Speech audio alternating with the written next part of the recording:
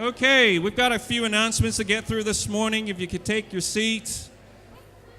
Don't worry, if you've started a conversation or midway through a conversation, you can continue that after church for some light refreshments that will be available at the back. Here's some events for today. What's happening today? There will be a lunch for our overseas students down at the lower hall. Everybody is welcome. Just come and say good day to our students from overseas. And then after that, there will be a Bible study. You're also welcome to be a part of that. From 12 to 2 o'clock this afternoon at the upper hall, those of you have indicated that you'll be present at the Ministry Leaders Workshop. Please make your way there for a 12 o'clock sharp start. I think that's that. And then, of course, tonight there will be a prayer meeting here at 5:30. We have prayer time here every Sunday, unless noted otherwise. There are two packages that's been delivered to the office. If your name is Sin Ye, you have two packages waiting for you at the thrift shop. Does anyone know who Sin Ye is? Any from the overseas community? I don't know what's in it. But there's nothing ticking in the box. That we know. And there's a rummage sale next week, see? So if this is not claimed, I don't know. It was just addressed to Sin Ye. So if anyone knows this person, please let this person know. I don't even know if it's a she or a he, that there are two special packages waiting for him or her all the way from Taiwan. So collect it as soon as possible. This Saturday, we have a rummage sale. What time do we start, Shirley? 8 o'clock, and it goes until 1 p.m. Bargains galore. If you want something that's great, good quality, affordable, come to the rummage sale. Tell your friends about it. Tell everyone that you know about this. We have this rummage sale every quarter, and it's full of fun, full of laughter, full of activities. In conjunction with the rummage sale, we also have a book fest. That's what the poster there. I'll just read out what Jim has written here. On yonder wall, you can see a poster reminding everyone that the book fest is on at the church this coming Saturday. It is not a new poster. Indeed, you have seen it all before. Only the date has changed and the record. I didn't get that. However, it is worth another glance because it stresses the reasons why you should turn up on Saturday to lend support and part with some of your well-earned cash. So there's some great books as well for sale, yeah? So if you can't make it, perhaps someone you know might benefit from a rummage sale. Seriously, there are some great bargains to be had. Volunteers needed. Here's an opportunity to serve. Did you know that there's no such a problem as unemployment in the kingdom of God? There are actually more vacancies than there are people to fill. And so you have opportunities to serve. One is New Hope Church, which is not far from you down the road. They are involved in cooking breakfast for men living at Pindara Hostel. That is a crisis accommodation center for men only. If you are scratching your head, wondering what to do with your time, or you want to do something productive, please see Jason. Jason, could you rise to your feet and so we can see your handsome face? There you go. That's the man to see.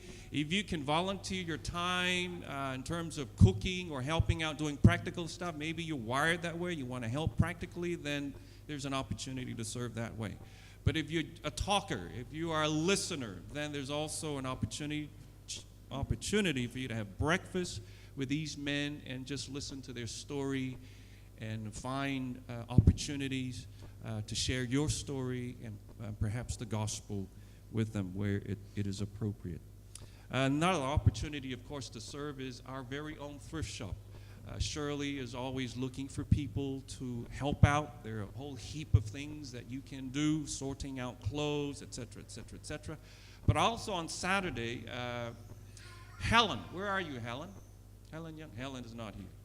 Well, she runs a coffee and cake store, and proceeds from that goes towards a work in Uganda.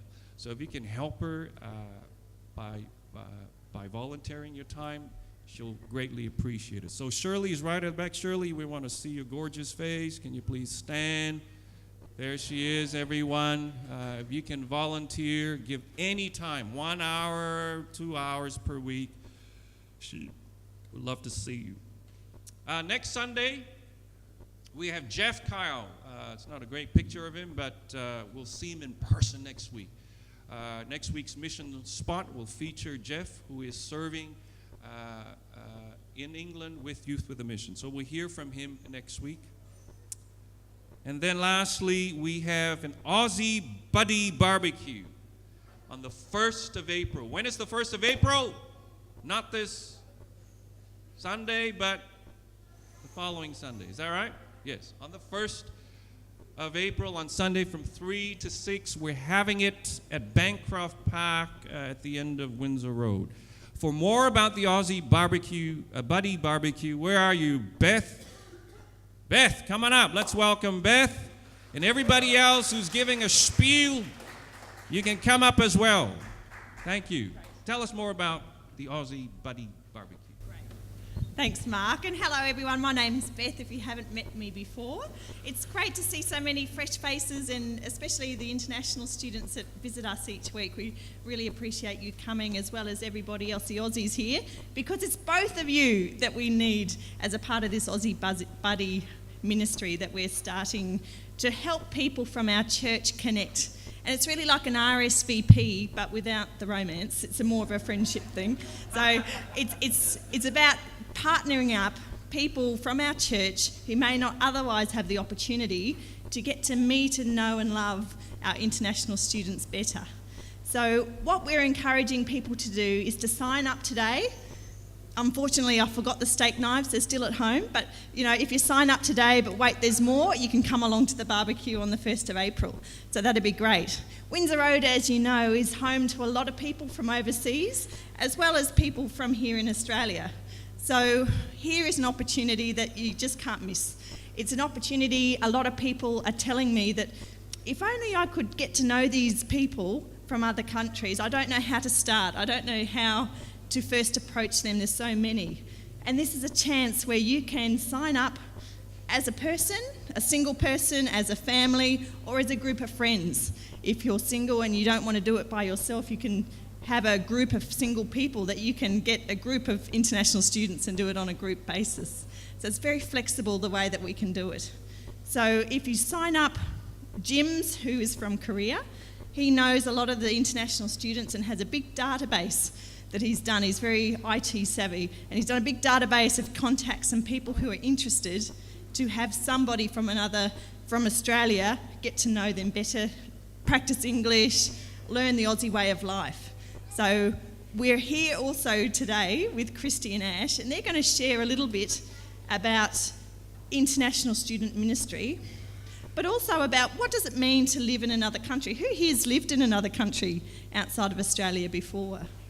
There's quite a few of you. And for some people, living in another country can feel like exile, just like in the Bible when the Israelites were put into exile in Babylon. It's a very hard time. You're away from family and friends, people and things that are familiar. So sometimes it needs the love and care of people from the home country to embrace these people, to make them feel part of the Australian family. Oh, and Jims is here too. Great, Jims. So we're going to hear from Jims and Christy and Ashley. Firstly from Christy. I'm looking down here. From Gary and Christy. Gary and Christy, and also Kathy. They're people who have embraced international students, and their story might help encourage us to look beyond what we're currently doing. This isn't something on top of what you're doing, but it's a part of our life. It's a part of being a body of Christ.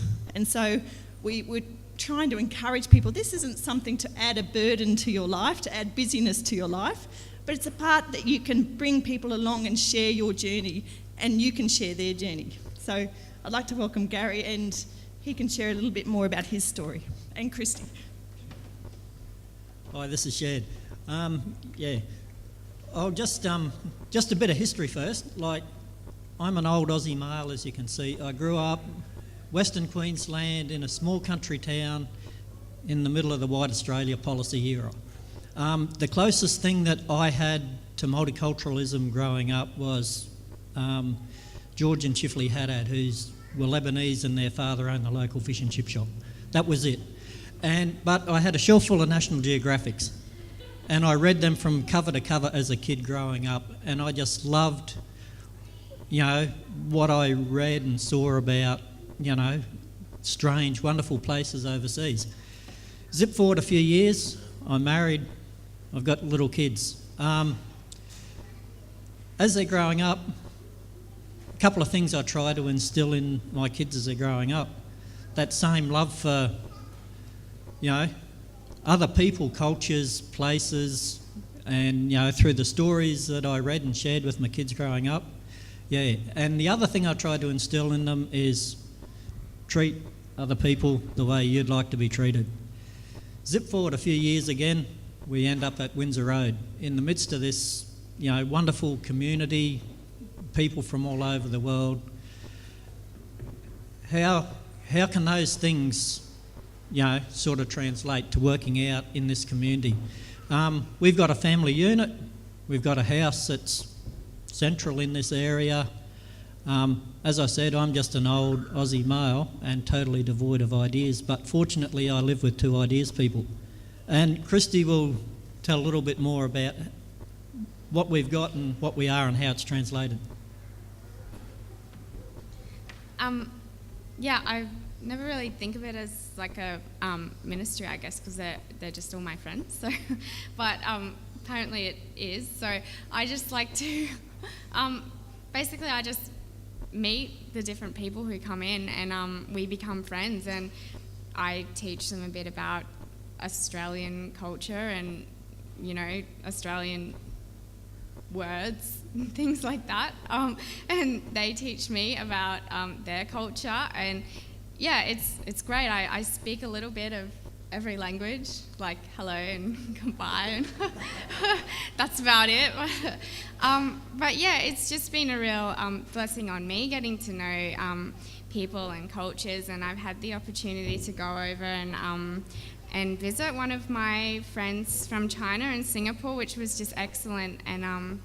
And yeah, I think it's just a mutual thing between us. It's not a burden on me, or I'm not doing, I feel like, anything for other people as much as they're doing things for me. So it's something that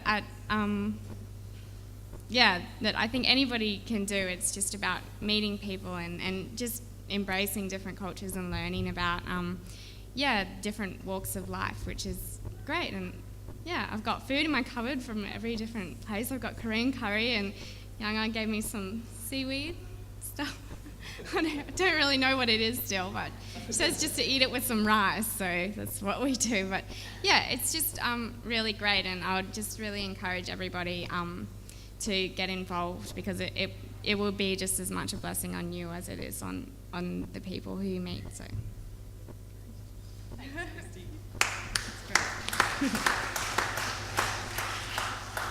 So that's Gary and Kathy and Christy's journey. I know each of you probably have your own stories, and we could have easily have asked each one of you to come up and share your experiences of working, or not even working, befriending people from other cultures and other countries. So, but this was just a bit of a snapshot to show it is possible, even though we're all busy, we work, we study, whatever we're doing, we volunteer full time, whatever we're doing, this is a part of our journey, and it's also a part of loving others, isn't it? And that's what we're called to do, we're loving others. So we'd like to invite Jims up. Thanks, Jims. Jims, as you know, works here from Korea, and he works a lot with international students. So he would like to share a little bit about his view about what the students are feeling and thinking about being here in Australia. Thanks, Jims. Yeah, thank you. Yeah, as you know, my name is James, and I'm working for international students here.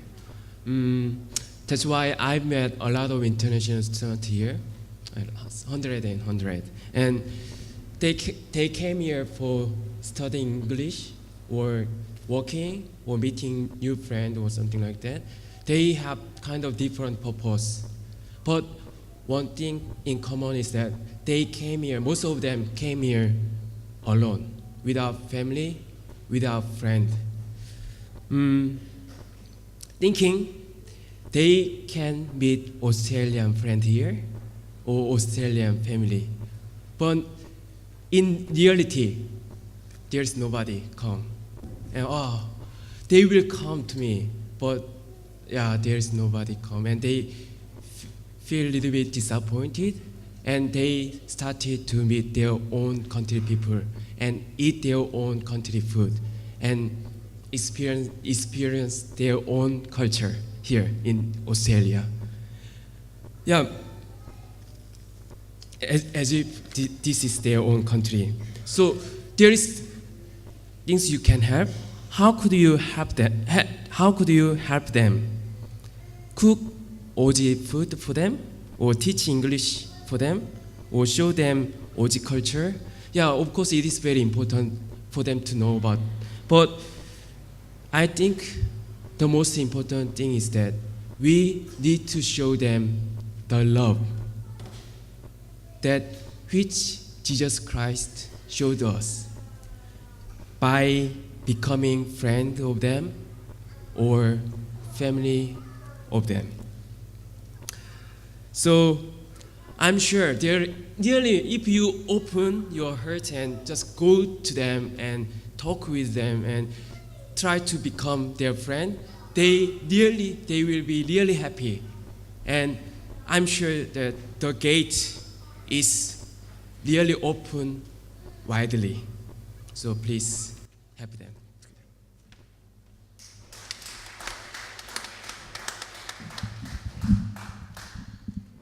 Okay, just to follow up Jim's and that.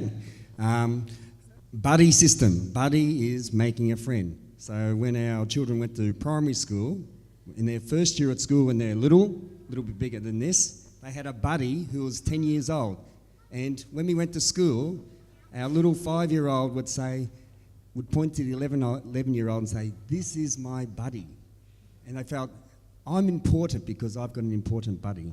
And our job is to make our visitors feel important. But we're fortunate. Jesus was good at making buddies. He made buddies with us. We were lonely. We're foreigners. And he made buddies with us. And I think Mark had the right idea before. You have to ask questions to each other. What was Mark's question? What's your? Yep. I think Jesus he followed this pattern. He asked questions to make friends with people no one wanted to be friends with. He asked 4 questions. I want you to remember these 4 things from today. I'm making a buddy, making a friend, changing somebody's life. I forgot my first one. Can you? Can I? What's your? What can I do? What's the first one? Can you? Can I? What's your? What can I do? The first one, let's look at what Jesus did with some foreigners, some people who are lonely. Remember John 4, Samaria, the woman at the well in the middle of the day. It's hot. What did Jesus ask her? Can you give me some water? It's a request. What request would you ask people? Excuse me, can you teach me how to say hello in Mandarin? Ni hao. Excuse me, in Korea, this is Seoul, where do you live? All right. Excuse me, can you tell me what's the best place to visit in Japan? All right, okay. Can you tell me about your country? More. Can you? Second example. Do you remember? I've got to try to remember it myself. Can I? Luke 19. Jesus is walking on the road. He sees Zacchaeus in the tree. Can I come to your house tonight? It's an offer. What can we offer? Can I teach you about cricket? Can I tell you the difference between AFL or rugby union? Can I take you to the thrift shop so you can meet Shirley and the wonderful people there? Can I invite you to our Life Together group? Can I do many things? Can I? Time's running out. Next one, third one. What's your? Jesus went across the lake. He saw the man with the evil spirits. And what was the first question? What's your name? Then, what does your name mean? He got deeper. What's your? Deep question. Let's go to a deeper question. What can I do for you? Jesus, the blind man, nobody. They told him, be quiet, stop shouting. Jesus looks around, bring him here, and he sees the blind man. What can I do for you? Tell me, what job do you do in Colombia? What can I do for you in Australia? 4 questions we can help develop relationships.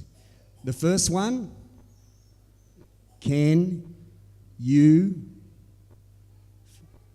I wonder what your request is. Do you have a request to ask somebody? Second one, can I? What can you offer to do some? Third one, what's your? Not just Aussie name, what's your African name? What does your name mean? It's got deep meaning. And the second, what can I do for you? 4 questions. And you know what? This is more than just meeting, making friends, isn't it? What happened to those 4 people? Woman at the well, she went back to her town, everybody believed. Zacchaeus, the whole community was changed that night. The third one, what was the third one? What's your name? Legion went and told everybody about Jesus in 10 Greek cities, 10 Roman cities. And the last one, the blind man, everybody believed. I hope you make buddies that everybody will believe Jesus is Lord. Oh, it's very, very powerful. Well, thanks to everyone there for sharing, and thanks, Ash, for bringing that all together in Scripture. It's very, very touching what you've just shared, so thanks. Again, we're going to have sign-on sheets on the church, so not so that it's a contract, but so that we can follow up with you. You will have time, and like any ministry within the church, you can come in at a later time if you can't do it right now. But we would love everybody in the church to sign up. That's our vision and our wish, is that everyone in the church would be involved in forming greater and stronger connections with people outside our own culture. So sign-on sheets are on 1st of April, Bancroft Park. We'd love to see you there.